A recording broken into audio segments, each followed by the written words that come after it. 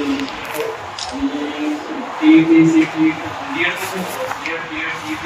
CT या सर्व परीक्षा देऊन आमची आम्ही गुणवत्ता सिद्ध केली. त्यानंतर फेब्रुवारी 2023 मध्ये आम्ही शिक्षक अभियंता टेट म्हणतात ती परीक्षा दिली. त्यानंतर आम्ही ऑलरेडी आमची गुणवत्ता सिद्ध केली पूर्ण.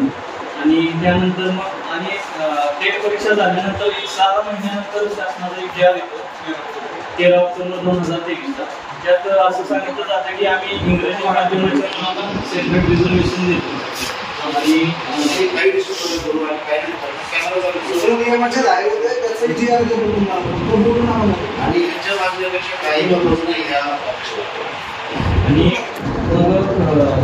फेब्रुवारी परीक्षा झाली 6 महिन्यानंतर जी आर येतो. आणि परीक्षेच्या आधीची कल्पना कोणाला मुलांना दिलेली नाही. 2,16,000 2,65,000 जणांनी फॉर्म भरले. त्या फॉर्म भरताना मुलांनी ग्रामीण भागातील मुलं प्रत्येकाची परिस्थिती नाही. काही जणांनी फॉर्ममध्ये करेक्शनसाठी इरेक्ट ऑप्शन होता. तिथून मुलांनी 1,000 फी असताना 3,000 फी घालवली. तिथून सुरुवात 3,000 म्हणजे आर्थिक परिस्थिती नसताना घालवली. फॉर्म भरला, परीक्षा दिली. पुण्याचं सेंटर घेतलं. भंडाऱ्याची पोरं, गोंदियाची पोरं, कोकणाची सिंधुदुर्गची पोरं पुण्यात आली तर ज्यांना सेंटर तिकडे मिळालं नाही तिथं परीक्षा दिली, गुणवत्ता सिद्ध केली. मुलं मग 6 महिन्यानंतर वाट बघत होती की जाहिरात आता येईल, परत येईल, वेगवेगळे आश्वासन देण्यात आले. त्यानंतर जाहिरात न येता काय जी आरच देतो शासनाचा. त्यात असं सांगितलं जातं की इंग्रजी माध्यमाला आम्ही सेपरेट रिझर्वेशन देतो.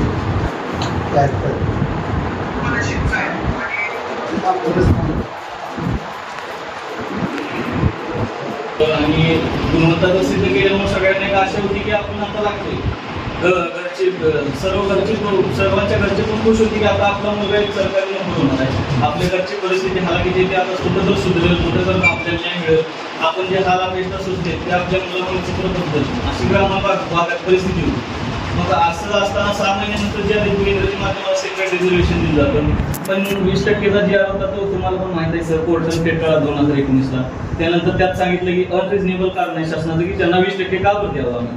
तेही झालं, जी आर निघतो. त्यानंतर मग त्यावेळी पण मुलांनी मागणी केली, निवेदन झाली, उपोषणं झाली, त्यात काही यश आलं नाही. त्यानंतर ज्यावेळी आता जाहिरातीची ऍक्च्युअल प्रोसेस सुरू झाली त्यात ज्यावेळी सांगलीची ऍड असो किंवा रायगडची ऍड असो त्यात ज्यावेळी आम्हाला दिसलं की इंग्रजीला 145 जागा देता तुम्ही कुठं तर आणि 14 जागा तुम्ही मराठीत देता महाराष्ट्रात असून. मग आम्ही आमची गुणवत्ता सिद्ध केली. 2,16,000 अभियोग्यताधारकांपैकी 2,10,000 मुलं मराठीचे आहेत साहेब आणि 5,000 मुलं आहेत साहेब ते इंग्लिश माध्यमाचे. 5,000 मुलांसाठी जर समजा 4,800 जागा रिझर्वेशन राहत असेल आणि 2,10,000 मुलांसाठी जर 3,000 ते 4,000 जागा राहत असतील तर ही न्यायाची भावना नाहीच आहे साहेब. आमचं म्हणणं एकच आहे, तुम्ही भरती करताय, शासनाचं धोरण आहे. तुमच्याकडनं आम्हाला असं उत्तर आलं की शासनाचं धोरण आहे इंग्रजी माध्यमाच्या म्हणजे पालकांचं तसं रिपोर्ट आलाय. इंग्रजीला आमचा मुळात विरोध नाही सर. आमची भूमिका एवढीच आहे, तुम्ही इंग्रजी घ्या, काळाची गरज आहे, पुढे जाण्यासाठी ती गरजेचं आहे. जिल्हा परिषदेच्या शाळांचं पुढे बदलत. पण आमचे असं मागणे की इंग्रजीच्या नावाखाली तुम्ही गुणवत्ता टाळू नका. आम्ही 2,10,000 मुलं आहे, आम्हाला 3,000 जागा आणि त्यांना 5,000 मुलांना 4,800 जागा देत असेल तर हे कुठं तर आणखी येणार होता.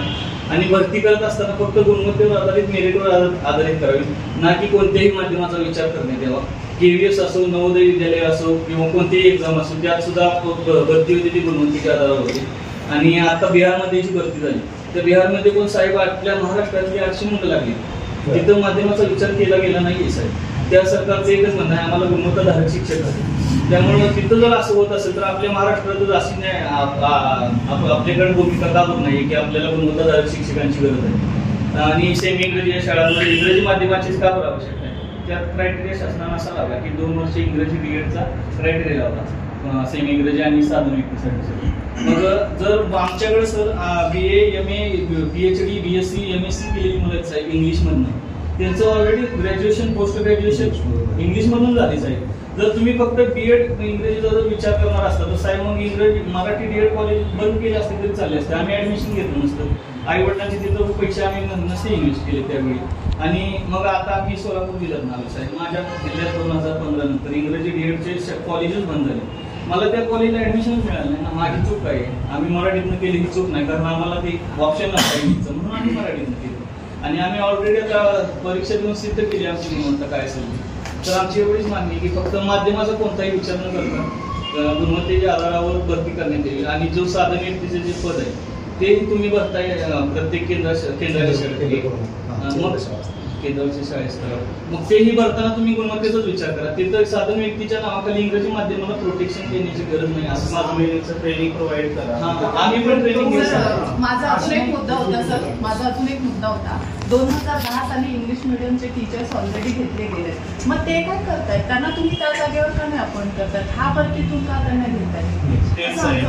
आणि सेमी इंग्लिशच्या शाळांवर किंवा अन्य शाळांवरती कार्यरत आहे.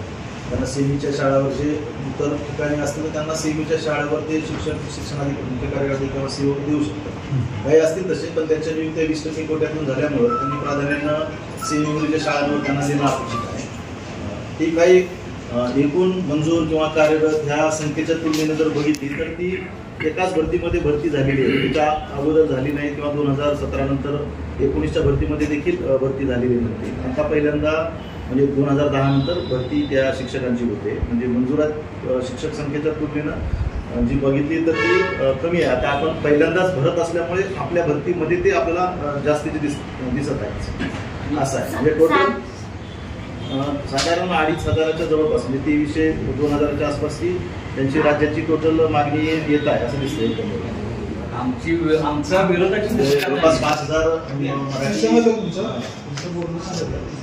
आपली जवळपास 30वी बैठक असेल. मला काय काय वेगवेगळ्या संघटनांच्या माध्यमातून भेट होत आहे. सायन्स डिपार्टमेंटनंतर भेट झाली. तुमचं जे म्हणणं आहे ते आम्ही शासनाला कळवलं आहे. शासनाच्या धोरणावरच चालू शासनाला कळवलेलं आहे.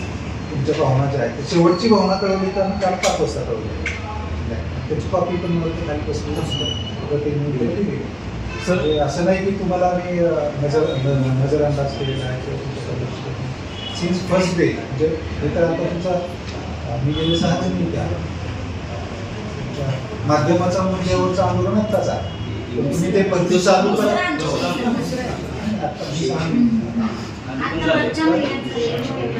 मूळ आंदोलन ते भरती चालू करायचं होतं बघा. आठवत असेल आम्ही रात्रंदिवस बसून ते हे केले. कुठं काय 2 ह्याच्यावर कोर्टाचा असा म्हणत होता. कोर्टाची 15 ते 16 ऑर्डर निघाली 16ला आणि आपण 17-18 पासून अहोरात्र काम केलेलं आहे. बरोबर आहे. म्हणजे तुमच्या ह्याला प्रतिसाद दिला नाही असं तुम्हाला म्हणता येणार नाही. आणि ते पूर्ण मेकॅनिकल काम मेकॅनिकल काम म्हणजे माझ्याकडे 100 फायले आहेत आणि मी त्यातल्या 90 काढल्या तर 10 राहिल्या अशा प्रकारचं ते काम होतं. पण त्याही आम्ही 10 काढून टाकल्या पाहिजे. इन शॉर्ट नाही वर्तन पण आहे. इतर आता तलाठी भरतीमध्ये मीच आहे. तिकडे होतो आपली भरती आहे ती फार वेगळ्या प्रकारची भरती आहे. कारण आपल्याकडे जवळपास 10 ते 15 माध्यम आहेत. पेसा, रिजनल, नंतर राखीवता हे सगळ्याचं कॉम्बिनेशन करून आपण ते करतो. ह्या सगळ्या अडचणीवर मात करून आपण इथपर्यंत आलेलो. आता हा तुमचा वेगळा मुद्दा आहे की माध्यमाचा मुद्दा. ते पण आम्ही शासनाला कळवलेलं आहे. शासनाकडून जर तशा प्रकारचे डायरेक्शन आले तर इंग्रजी माध्यमातून शिकलेली मुलं आहेत त्यांनी 1ली ते 12वी पर्यंत मराठी माध्यमातूनच शिक्षण घेतले. फक्त बीएडची जी 2 वर्ष आहेत जसं बीएससी इंग्रजी तर फक्त ते 2 वर्ष आणि त्यात पण सगळे मुद्दे मला पाठ त्यात पण ना त्यांनी काय शिकवायचं मुलांना हे शिकलेत. म्हणजे आपण काय शिकायचं ग्रामर शिकलेत अशातला भाग नाहीये. कुठला मेथड वापरल्या पाहिजे मुलांची मानसिकता कशी आहे ते सगळं शिकलेत. मग त्याचा आणि इंग्रजी पूर्ण क्वालिफाय असण्याचा काही संबंध येत नाही ना सर. ती डिग्री जर लावली तर म्हणजे याचा आता इथे कितीतरी मुले असतील की जे मराठी मीडियम मधून शिकले डीएड पण सीबीएसई स्कूलला टेम्पररी जॉब करतात सर. आणि फ्लुएंट इंग्लिश सर आहे त्यांचं. म्हणजे केसरकर साहेबांचं म्हणणं आहे की आम्हाला फ्लुएंट इंग्लिशवाली मुलं पाहिजे. जर 2 महिने डीएड केलेली मुलं तुम्ही समजत असाल की फ्लुएंट इंग्लिश असतील तर त्याचा अर्थ तसा होऊ शकत नाही ना सर. मुळात जे साधन व्यक्ती ते तुम्ही इंग्लिशच्या माध्यमाला रिझर्वेशन ठेवले. मुळात साधन व्यक्ती ते प्रशिक्षण देणार आहे सर.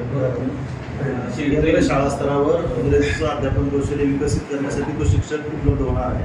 त्या शिक्षकाची क्रायटेरिया 5 क्रायटेरिया ठरलेले आहे. पहिला क्रायटेरिया आहे संपूर्ण शिक्षण त्या पदासाठी आवश्यक असलेलं अपेक्षित आहे. दुसरा आपण वाचले मी जास्त नाही. दुसऱ्या क्रायटेरियामध्ये अकॅडमिक क्वालिफिकेशन पूर्ण इंग्रजी आहे. मराठीतून त्याचं जर याचं क्वालिफिकेशन असेल त्या पण विद्यार्थ्याला विचारात घेतलंय. यासाठी विचारात घेतलं की त्याचं अकॅडमिक क्वालिफिकेशन थ्रूआउट त्या पदासाठी म्हणजे बीएड असेल तर 12वी पर्यंत इंग्रजीतून शिकलाय. जर 6 ते 8चा असेल तर 10वीपर्यंत शिक्षण इंग्रजीतून झालंय. म्हणजेच केसरकर साहेबांनी असं म्हटलं त्या इंग्लिश होण्यासाठी क्रायटेरिया आहे ते सगळे